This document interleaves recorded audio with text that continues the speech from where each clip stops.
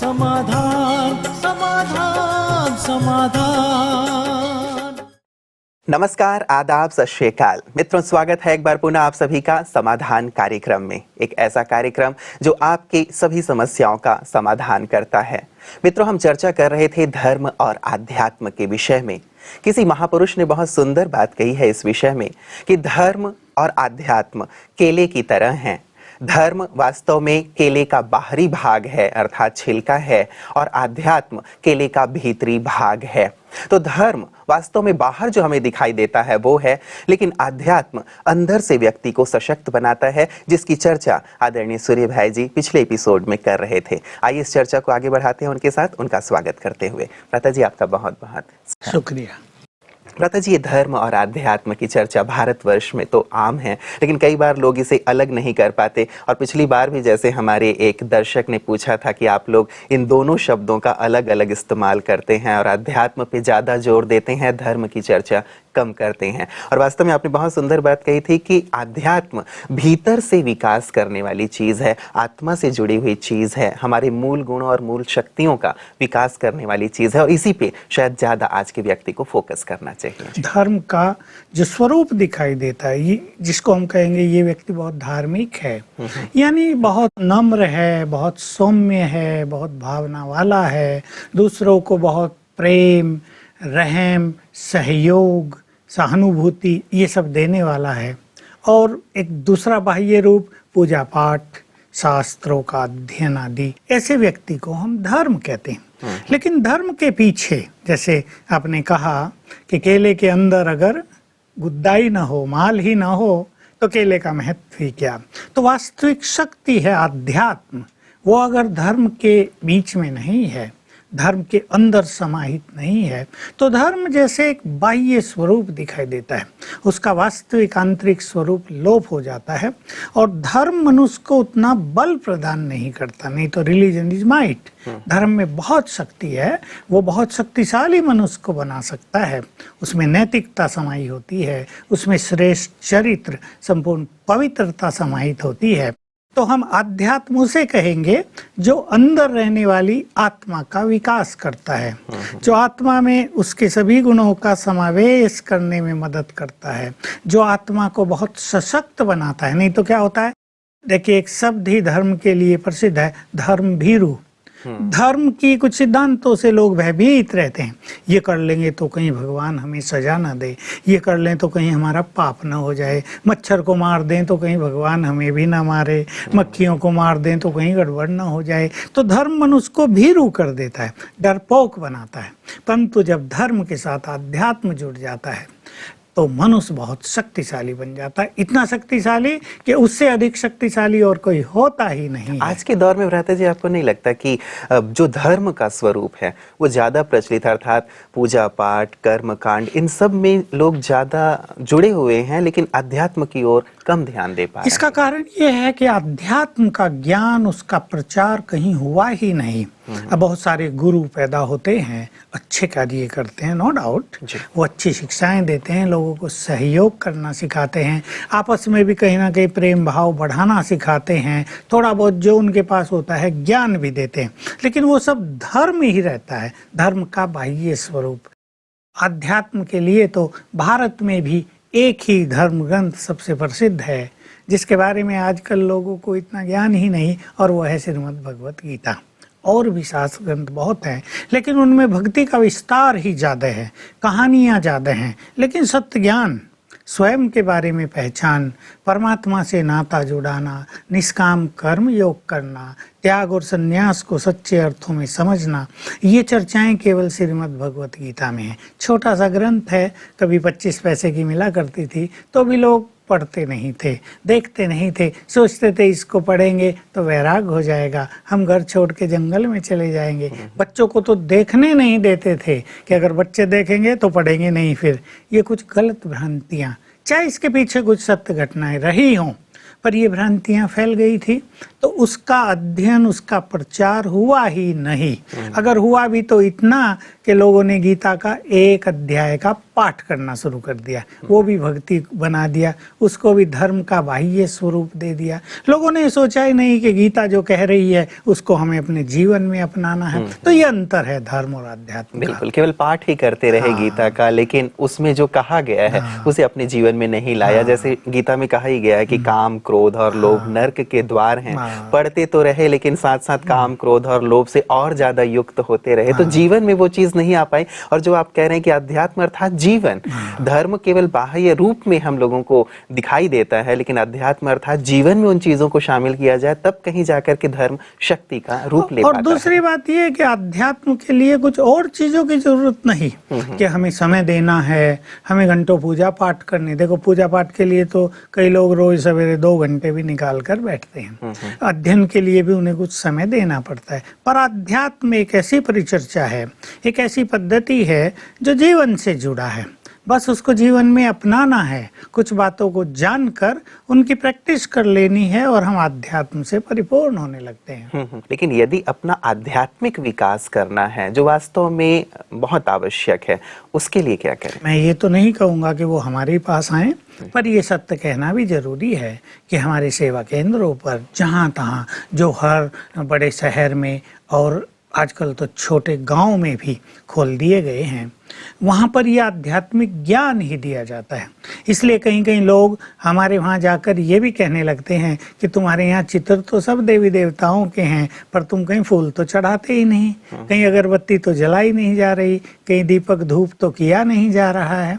तो आध्यात्म माना स्वयं के बारे में संपूर्ण जानकारी, परमात्मा के बारे में संपूर्ण जानकारी वो वहाँ पर दे दी जाती है। और जब मनुष्य को अपने बारे में संपूर्ण जानकारी हो जाती है, जब वो परमात्मा से जुड़ जाता है, तब उसे उसकी पूजा करने की जरूरत नहीं रहती। तो पूजा पाठ पीछे छूट जाता है और ये आध्यात्म ज्ञान मनुष्य को सच्चे अर्थों में धर्म से युक्त कर देता है। यानी उसको धर्म की ये बाह्य प्रक्रिया करने की जरूरत नहीं होती, पर उसका जीवन ही धर्म बन जाता है। जी जी जी। तो एक प्रकार से धर्म का मूल ही है आध्यात्म। तो हम यदि पूजा पाठ कर भी रहे हैं तो लक्ष्य हमारा ये हो कि हम अध्यात्म की ओर बढ़ें, अपना सर्वांगीण विकास करें, जो भी हमारे आंतरिक गुण हैं, शक्ति हैं, उन सब का संपूर्ण रूप से विकास करना ही अध्यात्म का मूल लक्ष्य है। प्रथा जी, मैं अब मेल की ओर आ रहा हूँ, जो हमारे पास बहुत सारे मेल्स आए हुए हैं और इसमें प्रथम मेल हमारे पास आया है गाजीपुर यूपी से और रामकृष्ण गुप्त जी लिख रहे हैं कि आज हमारे देश में बहुत सारे धर्म, मठ, पंथ, संप्रदाय हैं और सभी ये कहते हैं कि हमारे पास ही सत्य ज्ञान है, हम ही ईश्वर तक आपको पहुंचा सकते हैं, हम ही आपको मुक्ति, जीवन मुक्ति का मार्ग दिखा सकते हैं। सभी स्वयं के पास सत्य होने का दावा करते हैं। ऐसे में आम आदमी कंफ्यूज हो जाता है कि सत्य क्या है, हम जाएं तो कहाँ जाएं, आखिर सत्य को परखा कैसे जाए? हाँ, बिल्कुल ठीक है। गुप्त जी का कहना बिल्कुल यथार्थ है। जहाँ एक ही जगह 10 मार्ग जा रहे हों और सभी दावा कर रहे हों कि इस रास्ते से जाएंगे तो आप अपने लक्ष्य पर पहुंच जाएंगे, संभव है वो 10 के 10 मार्ग घूम फिर के, मुड़ के, लंबी यात्रा तय करके, कोई कटीले मार्गों को पार करने के बाद उस टारगेट पर पहुंचता हो। तो देख लिया सबने, कहीं भी जाकर परमात्म प्राप्ति हुई या नहीं हुई, सत्य जहाँ है उसका सबसे बड़ा प्रूफ होगा सरलता। सत्य जहाँ है उसका सबसे बड़ा प्रूफ होगा, जैसे सत्यम शिवम सुंदरम, वो आत्मा का कल्याण करेगा, वो जीवन को बिल्कुल सुंदर बनाएगा। जहाँ सत्य होगा वहाँ मनुष्य के पास बहुत शक्ति होगी। और एक अंतिम बात मैं इस बारे में कहूँगा कि जहाँ सत्य है वहाँ खोज समाप्त है। जब मनुष्य को पता लग गया 2 + 2 = 4, ये अंतिम सत्य है। इसके बाद ये प्रूव करने की जरूरत नहीं कि 2 और 2 4 कैसे होते हैं, वो हैं, सबने उसको स्वीकार किया। तो सत्य एक ऐसा अंतिम सत्य है जिसको सभी स्वीकार कर लेते हैं और खोज समाप्त हो जाती है। तो इस तरह हमें सत्य को परख लेना चाहिए। निश्चित रूप से किसी भी दुकान पर हम जाएंगे, वो अपना हल्के से हल्के माल को भी बहुत प्रशंसा करके बताएगा, इससे अच्छा मार्केट में आपको कहीं नहीं मिलेगा, ये स्टैंप देख लेना, यही सत्य की स्टैंप है। बिल्कुल, तो हर व्यक्ति अपनी बात को प्रबल ढंग से तो कहेगा, ये तो बिल्कुल नेचुरल है। कोई क्यों कहेगा कि हमारे मार्ग पे न चलना, उसके मार्ग पे जाना, वहाँ से तुम्हें भगवान मिल जाएगा। लेकिन हमें देख लेना है, परख लेना है। जहाँ हमें आत्मसंतोष मिले, जहाँ हमें आत्मशुद्धि का मार्ग मिले, जहाँ हमें लगे कि हमारा चित्त पवित्र होता जा रहा है, जहाँ हमारे सभी प्रश्नों का हल हमें सहज भाव से मिल रहा हो, और जहाँ पहले ही दिन से हमें परमात्मा अनुभूति का आभास होने लगा हो, वही सत्य है। इसलिए हर व्यक्ति बुद्धिमान है, उसे सहज ही इस बात को परख लेना है और सत्य मार्ग पे चल देना है। भ्राता जी, लेकिन मान लीजिए एक व्यक्ति इन सभी मार्गों पर जा कर के परखना चाहे, तो हजारों मठ मठांतर हैं जैसे इन्होंने कहा है, तो शायद पूरी उम्र ही गुजर जाए इसमें। तो सत्य एक सही रूप में यदि हमारे सामने आ जाए, सबके सामने आ जाए कि वास्तव में यही सत्य है, संपूर्ण सत्य है, तो ये जो तलाश है, खोज है, वो समाप्त हो जाए। हम तो ये कह ही रहे हैं, बिल्कुल खुलेआम कह रहे हैं कि अब आपको सत्य के मार्ग को खोजने की जरूरत नहीं। हम में से लाखों लोगों ने वो सत्य का मार्ग खोज लिया है, और लाखों ने ही, लाख माना एक ही लाख नहीं, बहुत सारे लाखों ने परमात्म मिलन का सच्चा सुख भी प्राप्त कर लिया है। और मैं जानता हूँ कि अनेकों की सत्य की खोज भी पूर्ण हो गई है। पहले वो प्रश्न ही पूछा करते थे, मुक्ति के बाद हम कहाँ जाएंगे, हम पता नहीं कहाँ से इस संसार में आए हैं, भगवान को पता नहीं मिलेंगे भी या नहीं मिलेंगे, भगवान कभी आता भी है क्या। लेकिन अब हमारा ये ईश्वरीय ज्ञान लेने के बाद उनके ये सभी प्रश्न, न केवल इनका हल मिल गया, लेकिन उनका चित्त ही शांत हो गया। एक तो है बौद्धिक दृष्टि से, तार्किक दृष्टि से किसी बात को समझ लेना, लेकिन कभी कभी ये होता है कि तर्क के द्वारा कन्विंस होने के बाद भी मनुष्य अंदर से असंतुष्ट रहता है। लेकिन यहाँ आने वाले सभी संपूर्ण रूप से संतुष्ट हो गए, उन्हें बिल्कुल सत्य आभास हो गया, बेस्ड ऑन एक्सपीरियंस। ये बहुत बड़ी चीज है। अनुभवों के आधार से उन्हें अनुभव हो गया कि यही सत्य है। तो जो सत्य मार्ग के राही हों, जिन्हें सत्य की तलाश हो, जिन्हें प्रभु मिलन का सुख चाहिए, उनका हम स्वागत करते हैं। आ जाइए, और बस ज़्यादा नहीं, एक 7 दिन का कोर्स करें और 6 मास इन चीज़ों को अपना कर देखें, पसंद आए आगे बढ़ाएं। सत्य का मार्ग मिल जाए तो बहुत भाग्यवान, न मिले तो मार्ग खुला है। बिल्कुल, तो सबको खुला निमंत्रण है कि आकर के एक बार अवश्य देखें और अनुभव करने की कोशिश करें, जिस प्रकार से लाखों लोग यहाँ अनुभव कर रहे हैं सत्य को, जिन्होंने पा करके अपने जीवन में संतोष का जो अनुभव कर रहे हैं और सचमुच परमात्मा मार्ग पर चलते हुए सबका कल्याण भी कर रहे हैं। तो सभी को एक बार अवश्य आकर के थोड़े समय के लिए अनुभव करके अवश्य देखना चाहिए, और फिर तो खुला मार्ग है ही, जैसा आपने कहा। यदि आपको लगता है कि सत्य यहाँ है तो निश्चित रूप से उसमें आगे बढ़ें, अन्यथा संसार में अन्य बहुत सारे मठ मठांतर तो हैं ही, तो वहां भी जा करके, वैसे किसी का विरोध तो है ही नहीं, सभी एक श्रेष्ठ कार्य कर ही रहे हैं, तो सभी स्थानों पर जा करके भी इसका अनुभव कर सकते हैं। भ्राता जी, मैं अगले प्रश्न की ओर आ रहा हूं। ये प्रश्न आया है हमारे पास, ये अनाम प्रश्न है हमारे पास, अनाम मेल है, और शायद हमारी एक बहन लिख रही हैं कि मैं एक कंपनी में जॉब करती हूँ, कंपनी में साथी कर्मचारियों का व्यवहार अच्छा नहीं है, कुछ लोग बहुत बुरी नज़र से घूरते हैं और कई बार अभद्र कमेंट्स भी करते हैं, इससे मुझे बहुत परेशानी होती है। मैं अभी ऑफिस में नई हूँ, इसलिए सोचती हूँ कि यदि बॉस से कहूँगी तो वो भी क्या सोचेंगे कि अभी अभी आई है और इतने पुराने कर्मचारियों का कंप्लेन कर रही है, और यदि घर में बताऊं तो मम्मी पापा परेशान होंगे। बड़ी मुश्किल से तो नौकरी मिली है, इसलिए छोड़ना भी नहीं चाहती, कृपया समाधान बताएं। आप ये मान लें कि आप क्रिएटर हैं, आप सुंदर चीज़ों की रचना करने वाले हैं, आप इस माहौल को बदल लेंगे, आप में इसको बदलने की शक्ति है। लेकिन मैं एक चीज़ और छोटी कहूँगा जो बिल्कुल साइकोलॉजिकल है, कि जब दूसरे लोग उल्टे कमेंट्स करते हैं तो ये बहुत सीरियस होकर परेशान ना हो जाए, जस्ट इतना करे कि मुस्कुरा के ख़त्म कर दे बात, तो वो भी समझ लेंगे कि हमारी बातों का इस पे कोई असर नहीं पड़ रहा है। क्योंकि जब मनुष्य देखता है, जैसे छोटे बच्चे बूढ़ों को चिढ़ाया करते हैं ना, अब बूढ़े अगर चिढ़ते हैं तो बच्चों को बड़ा मजा आता है कि वाह काम सफल हो रहा है, फिर वो कुछ ना कुछ ऐसा काम करेंगे कि बूढ़े फिर चिढ़े। तो अगर हम अपनी मनोस्थिति को बिल्कुल एक रस रख लें तो जो ऐसे कमेंट्स करने वाले लोग हैं वो हार जाएंगे।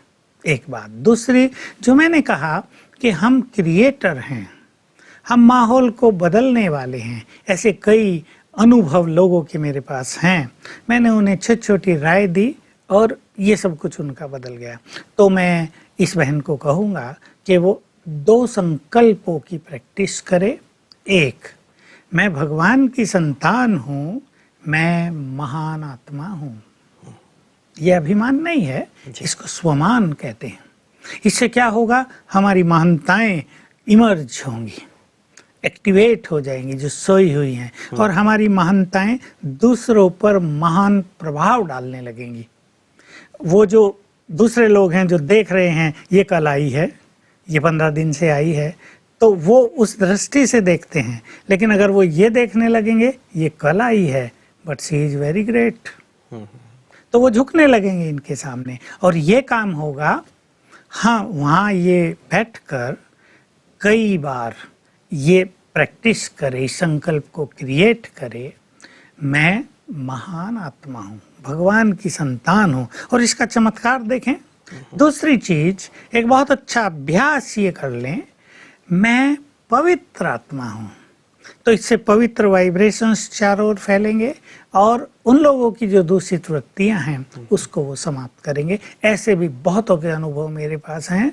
ऑफिसों में ये तो जेंट्स एंड लेडीज की बात है, जहाँ ऐसे थे कि जेंट्स सब इंजीनियर, और एक बहुत जेंटल इंजीनियर, उसको सब सता रहे हैं, उस पर कमेंट्स कर रहे हैं, उसको बुरा बोल रहे हैं, वो परेशान हो रहा हो, चिढ़ रहा है, वो सिगरेट पी रहे हैं, उसके ऊपर धुआं डाल रहे हैं, और अनेक कमेंट्स और हंसी मजाक हो रही है। जैसे कॉलेज में नए स्टूडेंट्स आते हैं तो उनकी रैगिंग ली जाती है, वैसे नए कर्मचारी आते हैं तो उनकी भी रैगिंग पुराने कर्मचारी लेते हैं। तो मैंने उसको 1-2 ऐसी चीजें सिखाई और चमत्कार हुआ कि 3 दिन में सभी लोग उसका सम्मान करने लगे। जब वो ऑफिस का हॉल था बड़ा, उसमें प्रवेश करता था तो सभी अपनी सिगरेट फेंक देते थे। ये बात 3-4 दिन के बाद ही हो गई। तो हमारी अपनी फीलिंग्स से वाइब्रेशंस क्रिएट करती है। न हमें ऐसी चीजें सुनकर देखकर निराश होना चाहिए, न निगेटिव होना चाहिए, न इस परेशानी में आना चाहिए कि क्या होगा। छोड़ सकते नहीं, माँ बाप को बता नहीं सकते, बॉस को कंप्लेंट नहीं कर सकते। नेचुरल है, वो भी सोचेगा तो ना भाई ये कंप्लेंट्स तो बार बार, वो भी तो परेशान हो जाएगा कंप्लेंट। और कुछ कंप्लेंट है तो नहीं, लोगों की आम मेंटेलिटी होती है ऐसे हंसी मजाक कर देना। तो इसको लाइटली लेंगे और बहुत अच्छी फीलिंग्स क्रिएट करेंगे। एक चीज और होती है कि कई बार जो हदें हैं वो पार होने लगती हैं, समस्याएं बहुत ज्यादा बढ़ने लगती हैं, या फिर कहते हैं कि जैसे पानी सिर के ऊपर जाने लगता है। तो ऐसी स्थिति में क्या किया? हाँ, ऐसी स्थिति भी कईयों के पास आती है। मेरे पास भी ऐसे केसेज आए हैं कि जहाँ दूसरा व्यक्ति बिल्कुल तंग करने लगता है। और कभी कभी इससे बड़ी बात होती है कि जो बॉस है वो भी उन्हें ही साथ देने लगता है, क्योंकि वो भी तो कलियुगी मनुष्य ही है ना, चाहे वो बड़ी पोस्ट पर है, लेकिन वृत्तियां तो उसकी भी वही मानवीय कमजोरियां और सब उसमें समाया होता है। ऐसे में ऐसी बहनों को थोड़ा स्ट्रिक्ट हो जाना चाहिए। और जैसे भगवान ने हमें सिखाया है, तुम नारी नहीं हो, तुम अबला नहीं हो, तुम शिव शक्ति हो। शिव शक्ति का अर्थ ये नहीं कि वो उन पे क्रोध करने लगे और बरसने लगे, पर कुछ कह अवश्य दे। ऐसे में चुप रहना, ऐसे में मुस्कुरा के बात को हल्का करके छोड़ देना, ये कारगर सिद्ध नहीं होगा। भाई जैसे भाई साहब, जैसे आपने पहले कहा कि मुस्कुरा दे, तो कई बार ऐसा होता है कि हमने मुस्कुराया तो सामने वाले को और ज्यादा प्रोत्साहन मिलता है कि शायद इन्हें भी ये चीज पसंद आ रही है तो हम और करें। ऐसे में उन्हें थोड़ा स्ट्रिक्टली और ये संकल्प करते हुए, मैं शिव शक्ति हूँ, आई एम मोस्ट पावरफुल, थोड़ा सा 2 पावरफुल वचन भी बोल देने चाहिए।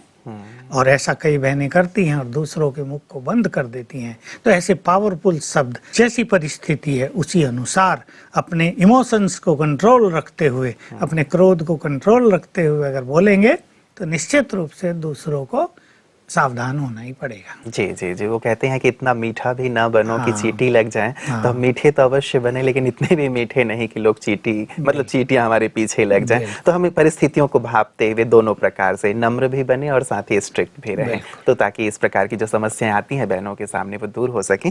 प्रथा जी, ये हमारे पास अगला मेल आया है धार MP से, और ये BK कल्याणी बहन है। वो लिखती हैं कि मुझे सुबह सुबह बहुत नींद आती है, लेकिन बाबा कहते हैं कि अमृत वेला रोज उठो और राजयोग का अभ्यास करो। कृपया मुझे बताएं कि मैं अपनी नींद को कैसे जीतूं और अमृत वेला योग को कैसे पावरफुल बनाऊं। देखिए, बहुतों के साथ ये समस्या आती है और इसका कारण दो विशेष रूप से होते हैं। रात को हैवी भोजन ले लेना जी। और देर से सोना। कभी कभी एक तीसरी बात भी होती है कि सारा दिन बहुत अच्छा न बीता हो, तो सारे दिन की नेगेटिविटी का इफेक्ट मन को थोड़ा अप्रसन्नता में ले जा रहा हो। अगर उसने देर से भोजन खाया है तो उसका पेट भारी होगा, शरीर भारी होगा, उसको नींद भी अच्छी नहीं आई होगी और इस कारण जब वो सवेरे उठेगा तो पहले तो उठने का ही मन नहीं करेगा। वो सोचेगा क्या है, ये सबसे खराब बात है, थोड़ा और सो लूं, क्या है, अच्छा 5 मिनट में उठ जाता हूँ, लेकिन 5 मिनट के बाद तो 2 घंटे हो जाते हैं। एक तो ये चीज, नींद भी फ्रेश हो जानी चाहिए, इसलिए इनको कभी भी सोने वक्त टीवी आदि देखना या नेट खोलना, इन सब चीज़ों से बचना चाहिए। बिल्कुल ये याद रखना है कि जैसी मनोस्थिति में रात को सोया जाएगा उसका इफेक्ट हमारी नींद पर और हमारे सवेरे उठने पर बहुत गहरा होगा। क्योंकि राजयोग के अभ्यास में बात केवल उठने की तो नहीं है, उठकर हम क्या करते हैं, हमारा ब्रेन कितना फ्रेश है, कहीं वो डल तो नहीं है, कहीं उसमें एक विशेष तरह की लेजी फीलिंग तो नहीं भरी हुई है। तो कईयों के साथ ऐसा भी होता है, वो उठ तो जाते हैं लेकिन उठने के बाद उन्हें नींद नहीं आती बिल्कुल भी, लेकिन वो एंजॉय नहीं करते हैं। तो इसके लिए मैं एक बहुत अच्छी चीज़ जो बहुतों के अनुभव में आ चुकी है, क्योंकि ये सजेशन मैं सबको देता हूँ कि वो रोज 10 मिनट अनुलोम विलोम प्राणायाम अवश्य किया करें। इस प्राणायाम से ब्रेन को ऑक्सीजन जाती है और धीरे धीरे हमारे ब्रेन में जो छोटे मोटे ब्लॉकेज हो जाते हैं खुलने लगते हैं और हम बहुत फ्रेश होंगे सवेरे। लेकिन ये बहुत आवश्यक है कि रात को भोजन थोड़ा सा हल्का और ऐसा भोजन जो पेट को और देह को भारी न करे, जो गैसेज एसिडिटी आदि पैदा न करे, ये करना चाहिए। इसके अलावा सवेरे अगर नींद फिर भी आती है, कईयों के साथ ऐसा भी होता है कि अकारण उनका मन फ्रेश नहीं रहता और वो जैसे ही राजयोग में बैठेंगे तो नींद आ सकती है। तो ऐसे में सुंदर विचारों की रचना करना या कुछ अच्छे साहित्य का अध्ययन कर लेना, जिसको हम कहते हैं अव्यक्त महावाक्य हैं, ईश्वरीय महावाक्य हैं, 5-7 मिनट भी पढ़ लिए जाएं तो ब्रेन एक्टिवेट हो जाता है और नए विचारों का सृजन करने लगता है। बिल्कुल ये मैंने अपने अनुभवों से भी देखा और जिनको सिखाया उन्होंने मुझे बताया कि सवेरे को सफल करने के लिए ये परम आवश्यक है कि हम अपने मन में खुशी देने वाले, उमंग देने वाले, हमारे महान कर्तव्यों की स्मृति दिलाने वाले संकल्पों को क्रिएट करें। इससे हम बिल्कुल जागृत हो जाएंगे और फिर हम वो अभ्यास कर पाएंगे जो हम करना चाहते हैं। जी जी, मतलब रात को विशेष करके हम सोते समय ध्यान रखें कि हम थोड़ा सा जल्दी सोएं, भोजन हल्का लें और सुबह फिर भी नींद आ रही है तो कुछ अच्छे विचार करें। भ्राता जी, सुबह यदि स्नान करके योगाभ्यास किया जाए तो वो कैसा? हाँ, देखिए कईयों को ऐसा होता है सवेरे शौच जाने की आदत होती है, उन्हें तो स्नान कर ही लेना चाहिए। पर जिनको ऐसी आदत नहीं है, कोई 5 बजे जाएंगे, कोई 6 बजे फ्रेश होने जाएंगे, ऐसे में सिंपली ऐसे ही नहा लेने से 5 मिनट में स्नान कर लें और उसका भी बहुत फ़ायदा होगा, क्योंकि उससे भी ब्रेन काफ़ी